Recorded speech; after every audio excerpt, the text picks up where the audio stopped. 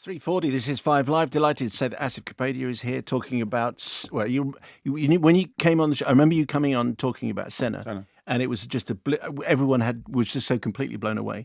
And then a few years later, we talk about Amy, and they were completely blown away. And occasionally, I found myself. You feel you're being set up. I wonder what Asif is doing now. Do you have that every now and again? Yes, genuinely, because when people talk about the movies, when it turns up on television, you go, that guy, what is he doing? Anyway, here's the answer.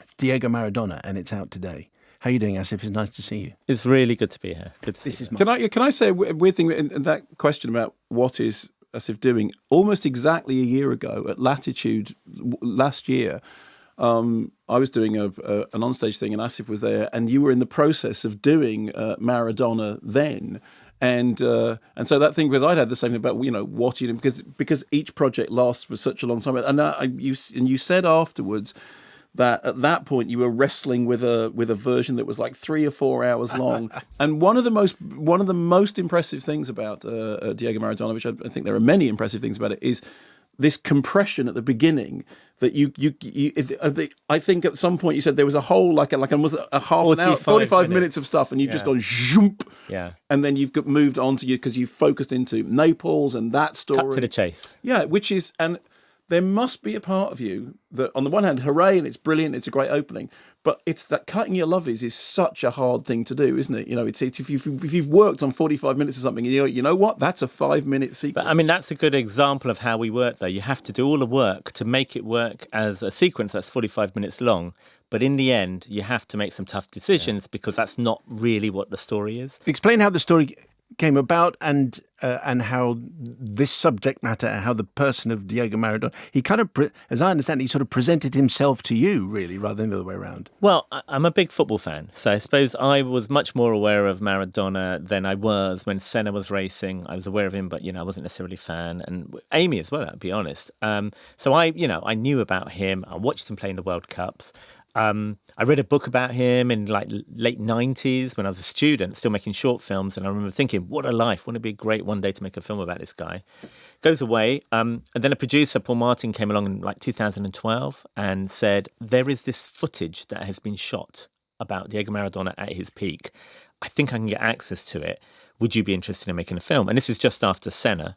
And I just thought, having done a kind of Brazilian sporting hero, I wasn't ready to do the Argentinian sporting hero. So I actually said, I don't think it's the right time. Went off and did a few other things, did Amy.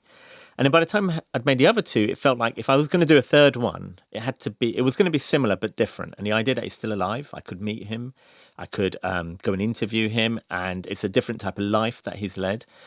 So then we got into it, and we realised there was this two cameramen followed Diego Maradona around from Argentina to Barcelona and to Naples for a film that his first agent thought he was going to make. This kind of great hero, Diego Maradona, and he was going to sell this to America or something.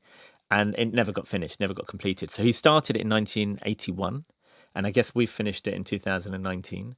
And lots of it's behind the scenes stuff in his life, at home with his kids, with his wife, but also on the pitch. The really kind of close shots where you see from the side of the pitch or behind the goal, that wasn't kind of normal Italian TV coverage. That's his own private cameramen who have access all areas within the San Paolo Stadium to shoot all that. And these pneumatic tapes, these old tapes, that's what we were able to get access to. But the other thing that you managed to do, you said at the beginning, you look at everything because of the way that you do your documentaries, because of the way that you use archive. Firstly, you have to see what is illustratable. Yeah. So you look through everything. But then the trick is to find the way into the story. And in the case of Senna, there's the rivalry.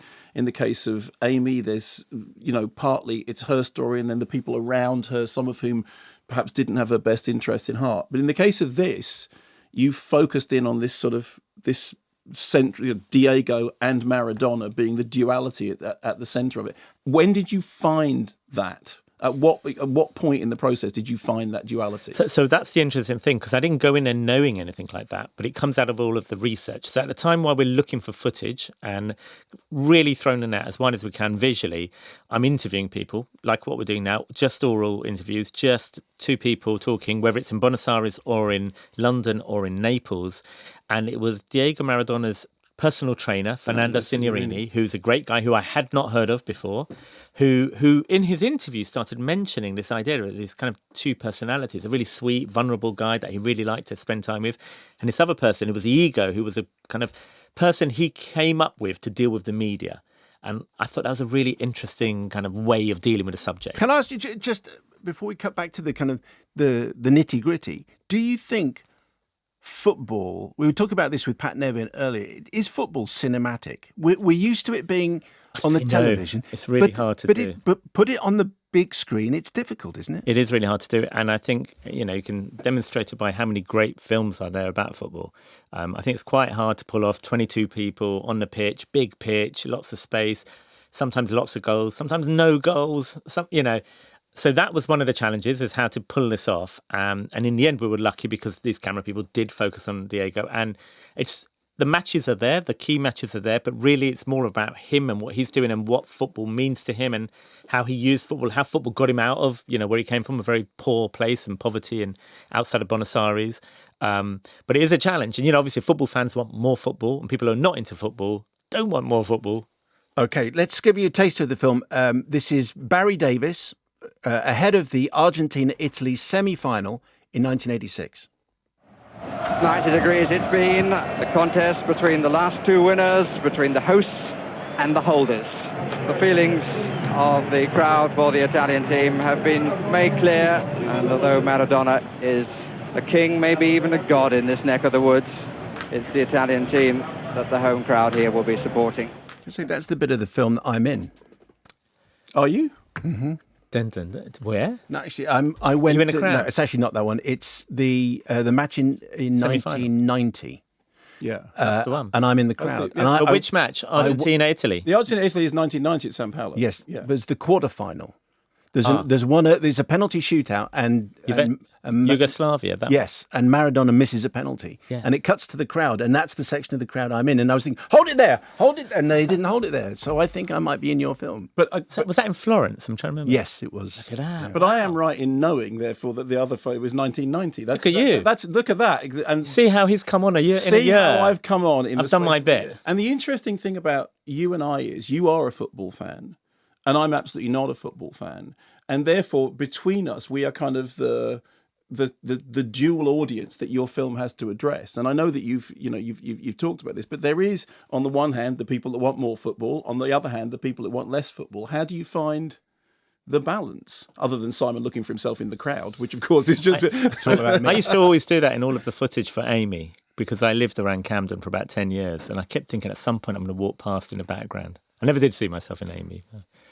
But yeah, that was the challenge, to kind of find the right way to tell the story dramatically, to make it feel like a movie, to make it feel like, there is almost like two halves to the film. There's the beginning, which is like the young footballer who's ascending to the top to becoming the best footballer in the world, winning the World Cup, winning the championships and things like that.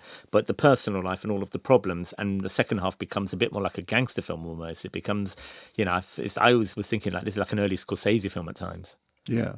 And at the opening of the film, we see the arrival in Napoli, and then this press conference. And the way you cut it, I don't know if it appears to be the very first question of the press conference is this French journalist says, "I'd like to know whether Maradona knows what the Camorra is." Was that literally the first question? We make movies. You make okay, fine, yeah, okay. But it's everything's conflated somewhat. But it's an extraordinary moment. It is. And it happened. And he's caught in the glare of the spotlight. He doesn't know where he is. He really doesn't know. He really did not know anything about Naples when he arrived. You do the interview with Diego? A few. Yeah. Tell us what he was like.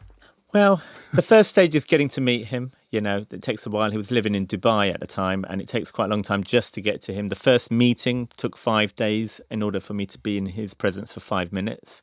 Wow. So then I thought, okay, we can't have an entourage. It's too expensive. So the next time we got in there, and it was fine. But he was quite tired. Funnily enough, his attention span is 90 minutes. He gets there, he arrives, he's great, he gets better, and then he slightly just tires, and you think it's over. The deal was I had 3 interviews of 3 hours in length, and so I used to break them up. By the middle ones, he was great. When he's on good form, he's very charismatic, very charming, got a very sweet smile. He was very healthy when I saw him. In his living room, he'd be sitting there watching television behind me. Boca Juniors were on. So I was sort of muting the sound while doing the first interview. And then he kind of got into it. But the nature of it was, I thought, he's great, but it's going to be hard to deal with some of the difficult subject matter. So I'm going to have to come to that a bit later, do a few safe bankers. But because he's in Dubai and we're cutting in London, I'd go away and for a year would be editing. Brilliant editor, Chris King, and I kind of working together to put it all together. Once we had a movie, I'd go back again and interview him for another 3 hours. So everything you hear, all of the difficult stuff, all the good stuff, every time you hear his voice, pretty much 90% of that is my interview with him. He sounds an old voice. He is older. I mean, he's coming up to 60 now. He's put his body through a lot. He's died a few times, and then he comes back again. And the stories are he's dead, and then he's got a TV show in Argentina. He's lived a very, very intense life, and so he's a kind of mature 60-year-old, I have to say. Just one more for me before Mark. I don't want this to sound like a flippant question, but the 2 previous subjects of your movies famously died. It must make a huge difference. And so therefore we know what the end point of the story is. We don't really know what the end point of this story is. How much did that affect the way you approach telling the story? I think it's a really good question. It's a really important thing. Going into it, I knew that, and I thought that's the reason to do it. If I'm going to do it again, I just can't be the guy that makes films about brilliant people who died young. It is partly about growing up and getting old. And maybe I'm older now, and I'm interested in that type of subject matter of, family and children. By the way, they're listening in the car. Hello. The idea of making mistakes and dealing with them or not dealing with them a lot of the time in his case, or waiting way too long to deal with his mistakes. So I thought that was interesting to somehow have to deal with an older character who's not known, let's say, for looking at his own life, for admitting mistakes, for ever showing weakness. If you look at the Diego and the Maradona scale, he is quite far on the Maradona end of the scale now, the person that I'm meeting. But I was making a film about Diego, who's right at the other end.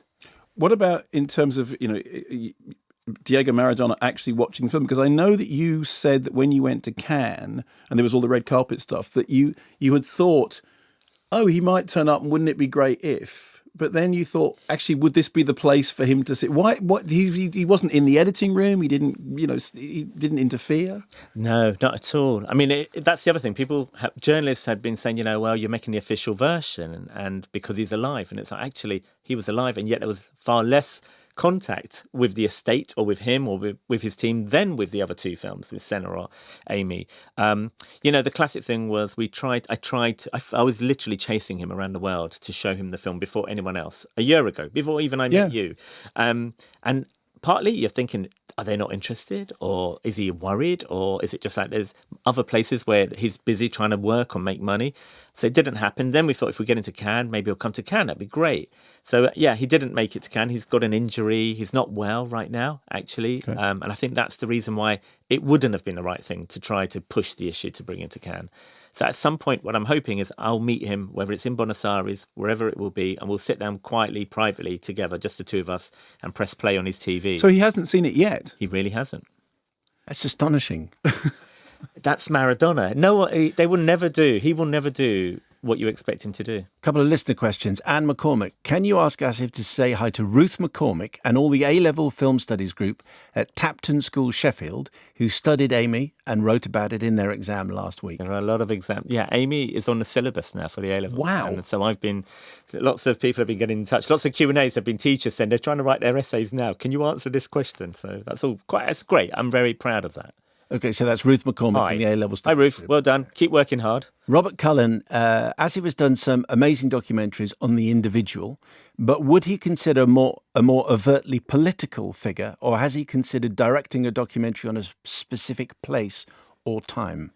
I suppose if I were to, I don't have a project set up right now, but if I were to do something, I am interested, let's just say, in the state of politics right now around the world and what's going on. And so rather than an individual, funny enough, they all seem to have a lot in common right now around the world. And maybe something to do with that, it could be a project that I'm doing in the future. if we're still around to do it, if I'm allowed to. All right, so this is going to be a cheery one coming Comedy. up. Because you have talked about these 3 films as a trilogy. Is that how, that how it feels? Obviously, when I did Senna, I had no idea I'd ever make a doc again. I didn't know if it was going to work. So that was a one-off. And then Amy became a reason to do it because I felt I had questions that I felt I wanted answering about her and her life. So Senna was the action film, Amy's the musical. This is like a gangster film for me.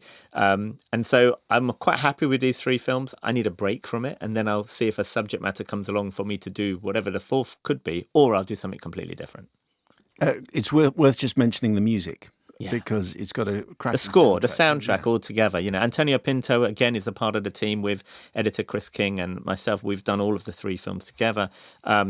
But the soundtrack, the sound team, Stephen Griffiths and Andy Shelley, and the mixer, you know, the mixer won an Oscar. Tim won an Oscar for Bohemian Rhapsody. So they do big feature films and Ridley Scott movies, and then they do our films, and they treat them the same. They put as much effort in. And the idea of making you feel like you're in the San Paulo Stadium, the idea of just focusing in on Diego when he's doing kick-ups on the back of his heel or whatever he's up to, you know, that's really important, because the whole thing is if the footage isn't great, you want it to sound great.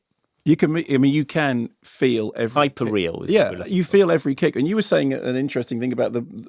Oh yeah, in our final 60 seconds, just because when you're adding the sound, it sounds as though the balls being kicked at the start of the movie are a lot heavier than the balls being kicked. And then you've added this sound afterwards, and the balls that are kicked towards the end of your story are a whole lot lighter. That's a man who's lived his life in radio. Yeah. That was. But it's also the pitches have changed, the football's changed, everything's developed. The shirts have changed, and you know, Stephen Griffiths, the guy who does the sound design, there's a good chance that he went through and studied which ball was being used. It definitely and went off and got it, and they do develop and change, which is all there. It should be subtle, but it's all there. But obviously, when you're watching the film for the first time, you shouldn't worry about that. It should just be the vibe of the movie. But if you hear it with a good sound system, you must. Yeah, that's it. And that's why go see it in the cinema. It's a documentary that you need to see in the cinema, because movies. The sound, the sound is so much of it. And you know, I'd say Senna, Amy, Diego Maradona, they're stars that should be up on a big screen. Asif Kapadia, thank you so much. It's a pleasure as ever. Come in again in a couple of years' time. Yeah, if you're wondering where I'm up to, let me know. Yeah, I'll do that. I'll send you a note.